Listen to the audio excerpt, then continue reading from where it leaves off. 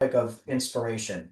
Inspiration is a very, very funny word in my opinion. I looked at it totally differently after a friend of mine explained to me the etymology of the word rather than the definition. He said that inspiration means indwelt and breathed in by the spirit. And I thought inspiration meant like a creative sort of artistic thing, but it had a much more otherworldly almost spiritual connotation. So, and of course, there's this very long tradition of poets, um, probably stemming from William Blake or what was the name of that mystic? The female mystic, the really polymath one. What was her name?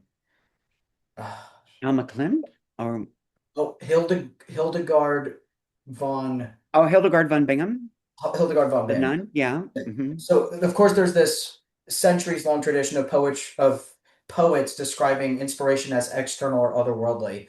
Um, how do you see this? Do you see this as a metaphor or do you see this as a genuine phenomenological experience? Oh, it's real. It's real.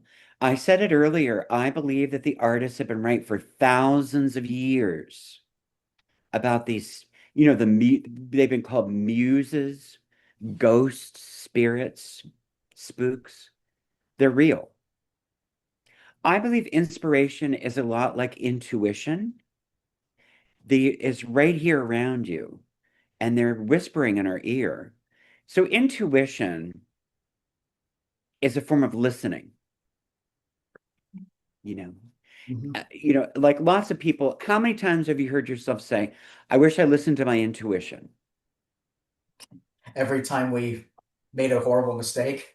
Right. Yeah.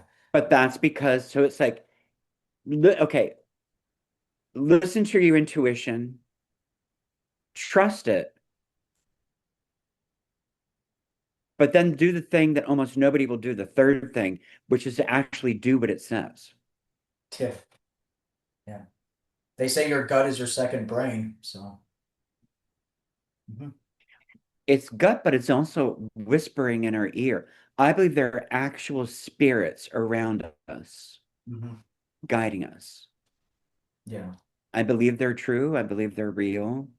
And artists have been talking about it for thousands of years. These helpers, Yeah. are they our former dead loved ones? Or like, it's hard to tell. I don't know. Mhm. Yeah. And so yeah, and it's a tool, and that's why that's something that I felt that you had a lot to offer on poetry being a tool against reductionism. It's funny because one of the most reductionist scientists I've ever known um, said one of the hardest things that he really wanted to solve but couldn't, said this at the end of his life, is whenever why do human beings, whenever we hear a mysterious sound in the dark, why do we always say who's there? We don't say what's there. We don't try to Mm. come to our own conclusions. We say who's there. You know, does that mean this somebody could want us as well? It's very, I think it's endlessly fascinating stuff.